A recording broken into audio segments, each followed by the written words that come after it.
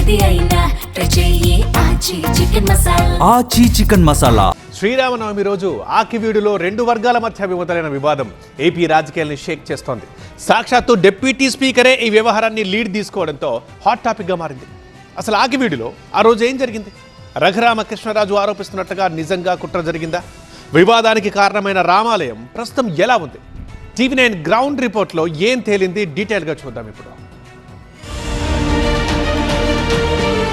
గడిచిన వారం రోజులుగా పెద్దపేటలో పోలీసు బందోబస్తు మధ్య స్థానికులందరూ కూడా ఉంటున్న పరిస్థితి. ఈ సమస్యకు పరిష్కారం ఏంటి? ప్రజలు శాంతియుతంగా ఎప్పుడు మళ్ళీ తమ జీవనాన్ని కొనసాగిస్తారు? ఈ స్టోరీలో చూద్దాం. శ్రీరామనవమిని దేశమంతా ఘనంగా జరుపుకున్న వేళ పశ్చిమ గోదావరి జిల్లాలోని ఆకివీడు దాడులతో దద్దరిల్లింది. ఇక్కడున్న పెద్దపేటలోని రామాలయాన్ని సందర్శించడానికి వెళ్లిన డిప్యూటీ స్పీకర్ రఘురామకృష్ణరాజును అడ్డుకొని దాడికి యత్నించింది ఓ వర్గం. అప్రమత్తమైన పోలీసులు రఘురామకృష్ణరాజును క్షేమంగా బయటకు తీసుకొచ్చారు. ఆయన బయటకు వెళ్లగానే స్థానిక నేతలపై దాడులు జరిగాయి.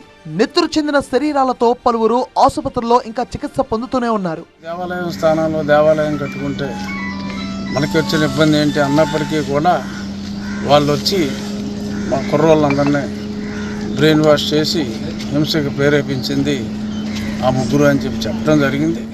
ఆకివీడు పెద్దపేటలో శిథిలమైన రామాలయాన్ని పునర్నిర్మిస్తామని రఘురామకృష్ణరాజు చెప్పారు. అయితే ఆ స్థలంలో నందమ్మ గుడి ఉండేదని కొందరు ఆందోళన చేస్తున్నారు.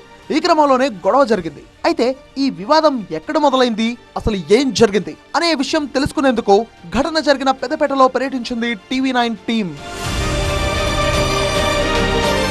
స్థానికులు చెబుతున్న కథనం ప్రకారం ఎప్పటి నుంచో అక్కడున్న నంది విగ్రహానికి ఎస్సీలు పూజలు చేశారు. అయితే వారంతా మతం మారడంతో ఆ నంది విగ్రహంతో పాటు అక్కడున్న రామాలయాన్ని కూడా పట్టించుకోవడం లేదని చెప్తున్నారు స్థానికులు. రామాలయం కట్టగంట ఉండటం కోసం గొంతేలమని ఆ ప్రాక్టీస్ పోయిందండి. వాళ్ళు యాక్చువల్లీ 20 ఏళ్ల క్రితం చేసేవారు ఆ ప్రాక్టీస్. నందిని ఊరేగించడం కానీ గొంతేలం పండగ చేయడం కానీ చేయట్లేదు 20 ఏళ్ళ నుంచి. ఎవరినైనా అడగండి, వాళ్ళు పేట అంతా అడగండి, చేయట్లేదు. దాన్ని అడ్డం పెట్టుకోవడం కోసం దాన్ని సత్తరం అంటావో గొంతెలం చేయమంటాం అనేది జరుగుతూ ఉండండి. అసలు వివాదానికి కారణమైన ప్రాంతంలో ప్రస్తుతం ఎలాంటి పరిస్థితులున్నాయి? మా స్పెషల్ కరెస్పాండెంట్ రవి వివరిస్తారు. ప్రస్తుతం ఆకివీడు పెద్దపేటలోని రామాలయం దగ్గర ఉన్నాను. మనం ఒకసారి చూడొచ్చు విజువల్స్లో. గత 4 దశాబ్దాలు కూడా 5 దశాబ్దాలు కూడా ఇక్కడ ఆలయం ఉంది. ఈ గ్రామం ఆకివీడుకు సంబంధించినటువంటి భక్తులందరూ కూడా ఇక్కడికి ప్రతి ఏటా వచ్చి పూజలు కూడా చేసుకుంటారని చెప్తున్నారు. మనం ఒకసారి కనుక గమనిస్తే పూర్వకాలంలో చాలా పూర్వమే దశాబ్దాల క్రితమే ఈ మందిరాన్ని కట్టినట్లుగా కూడా చాలా స్పష్టంగా కనిపిస్తుంది. అదేవిధంగా మనం కనుక విజువల్స్లో కనుక ఒకసారి గమనిస్తే లోపల ఉన్నటువంటి విగ్రహాలు ఏవైతే రాముడు, లక్ష్మణుడు, అదేవిధంగా సీతాదేవి విగ్రహం అయితే సీతాదేవి విగ్రహం పూర్తిగా కూడా మొత్తం కూడా రూపం మారిపోయినటువంటి పరిస్థితి కనిపిస్తుంది. అదేవిధంగా ఆంజనేయ స్వామి విగ్రహం కూడా రామ, లక్ష్మణ, సీత, ఆంజనేయ స్వామి సహితంగా కూడా అక్కడ ఒక సిమెంటు దిమ్మె పైన విగ్రహాలు కనిపిస్తూ ఉన్నాయి. ఆ పక్కనే మనం చూడొచ్చు నందీశ్వరుడి విగ్రహం ఒకటి కనిపిస్తూ ఉంటుంది. కొంతమంది బయట వ్యక్తులు వచ్చి రెచ్చగొట్టడం వల్లే ఆ రోజు దాడులు జరిగాయని చెప్తున్నారు స్థానికులు. ఇకపై అలాంటి ఘటనలు జరగకుండా చూసుకుంటామన్నారు. బయట వారు వచ్చి మమ్మల్ని రెచ్చగొట్టడం వల్ల, మా వాళ్ళని రెచ్చగొట్టడం వల్ల గొడవ అయితే జరిగింది. కానీ రాజేష్ ఖన్నా గారు, ఇస్మాయిల్ గారు మా సంఘస్థులందరూ కొద్దిగా రెచ్చగొట్టారండి. బయట వాళ్ళని ఎవరిని కూడా మా సంఘంలోకి రానివ్వకుండా చూసుకుంటామండి. ఇక్కడి నుంచి మా సంఘస్థులకి, మా పెద్దలకి ఎమ్మెల్యే గారు ఒక అపాయింట్మెంట్ ఇచ్చి మమ్మల్ని కరుణిస్తారని కోరుకుంటున్నామండి. అయితే ఈ మొత్తం వ్యవహారంపై నిష్పక్షపాతంగా విచారణ జరగాలని డిమాండ్ చేస్తున్నారు సిపిఎం నేతలు. మత ఉద్రిక్తతలు రెచ్చగొట్టే సంస్థలు, వ్యక్తులకు రామాలయం పునరుద్ధరణ బాధ్యతలు ఇవ్వడం సరికాదంటున్నారు.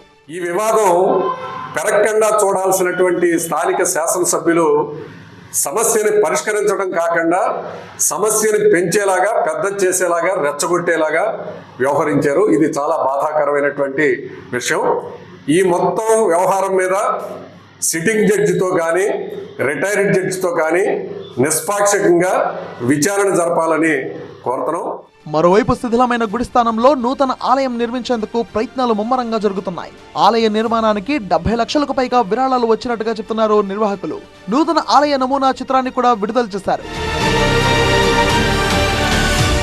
గుడి నిర్మాణానికి కమిటీ వేసి 10,000 లోపు చందాలు ఇవ్వాలని పిలుపునివ్వడంతో ఇప్పటికే 70 లక్షలు బ్యాంక్ ఖాతాలో జమ అయినట్టుగా చెప్తున్నారు. నూతన ఆలయ నిర్మాణం నమూనా చిత్రాన్ని సైతం విడుదల చేశారు. మరి దీనిపై స్థానికులు ఎలా స్పందిస్తారో చూడాలి.